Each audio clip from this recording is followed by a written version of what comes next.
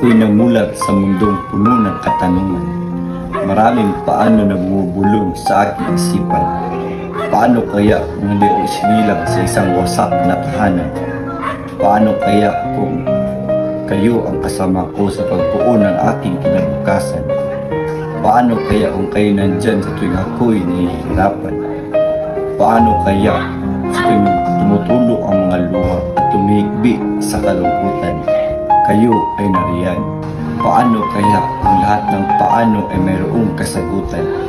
Hindi sana puno ng katanungan ang kahapong pilit na kinakalimutan. Saksi ang mga basangunan sa mga luha at tikbig aking pinipigilan. Ang mga gabing kayo ay aking kailangan, ngunit wala kayo upang ako ay samahan.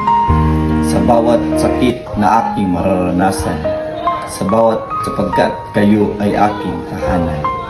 Ngunit kayo ang magsilbing dahilan.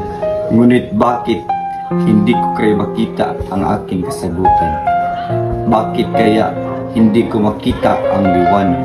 Sa gitna ng mga katanungan at pagdududa, ako'y nagpapalakas, ako'y nagpapatuloy. Sa bawat paano mayroong kasagutan, sa bawat katanungan mayroong liwanag, at sa bawat pagsubok ay mayroong pag-asa. Ako'y magpapalakas at ako'y magpapatuloy.